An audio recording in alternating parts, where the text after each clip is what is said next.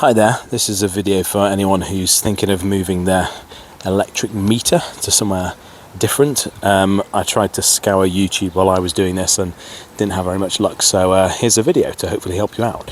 So a bit of context, I'm just a DIYer, I'm not a professional, but I live in York. I had Northern Power Grid come out to give me a quote.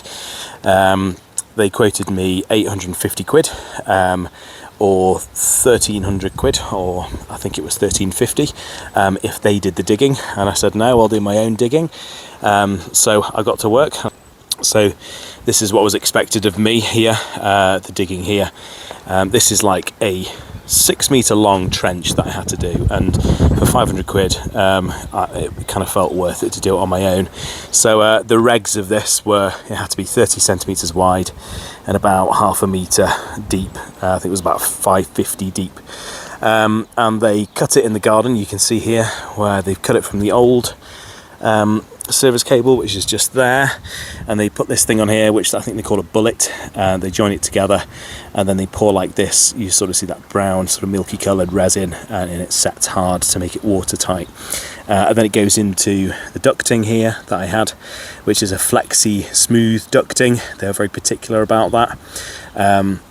Instead of buying on from like a Travis Perkins or someone like that, where they only sell in 50 metre rolls, I was able to find a seller on Facebook Marketplace who was selling this here for about 20 quid. So it was definitely worth it going and pick that up.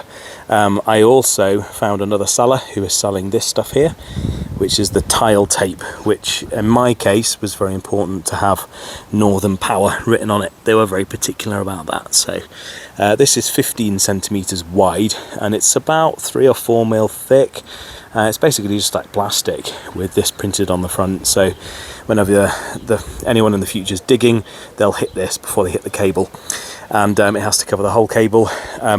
I have a single phase meter here, but if you're having a 3-phase, the tile tape has to be a lot thicker than this one here.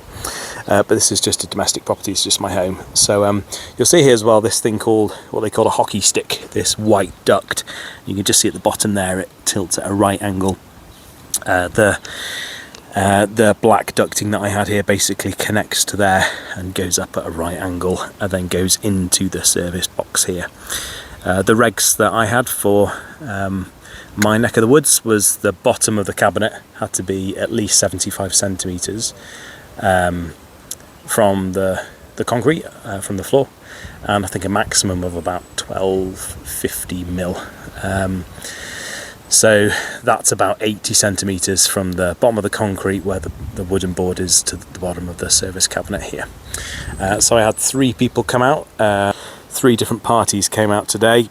So I had Northern Power, who came at about 8 o'clock in the morning, and then I'd arranged with Octopus, who are my energy providers. They came just after lunch, and my electrician was here for the whole day, and I sort of helped him out, and we did it together. So yeah, that was the ins and outs of this. But if you're a DIYer like me, this is definitely something that you could do, save yourself a lot of money. I mean, it's if you're going to dig with a spade like I did, it's a lot of hard graft, but you know, mid-30s, definitely up for burning a bit of extra calories. So that's going to go all in tomorrow. Save the turf, that's going to go back on as well. Just an extra thing here that I forgot to mention, if you get yourself some nylon rope like this was like from Screwfix, I think it's 20 metres of it for about a £5. If you thread that through the ducting, it can act as a sort of pull cord, so they can connect their cable to it and pull it through. You notice I've got a spanner on the end as just a weight, because it sort of helped me to feed it through the ducting when I was putting it in yesterday. So the regs of the I suppose this kind of inspection pit, or the connection pit, is 1 metre by 80 centimetres, and it's the same depth as the rest of the trench, just so they've got enough room there to be able to connect everything up. So I'll show you inside what it looks like inside the service box. So inside here you'll see that the hockey stick comes in about a centimetre, 15 mil, something like that, and then that's the bit that Northern Power Grid put on with the 100 amp fuse just there. That's what Octopus put on, the meter, which is then connected to this thing here, which is like I think it's a 100 amp switch, I might be wrong. Electricians out there will tell me what this is for, but I was told that if it goes on, it's quite helpful for anything in the future. If anything needs adding to it, it just makes it a little bit more convenient. And then you just see here, this is just a standard waste pipe actually that you get for like your kitchen sink, that just goes through a hole directly through the cavity and into the room on the other side. So it's important that this cabinet is abiding by regs, and you'll get that through your service provider, through like Northern Power, I think it's called a DNS. But the material here is very strange. It's not plastic, it sort of looks like plastic, but I think it's made from like fiberglass or something like that, but it means it's fire resistant. The exact one here was made by a company called Tricell, and it was about 70 quid. And it comes with the backboard there, but it doesn't come with a hockey stick. That was like an extra 12-15 quid, something like that. So I'll show you in the inside what it looks like inside. It's a bit tricky to tell here, but the meter tails come through there, and behind this piece of steel they go directly up and into the fuse box like that.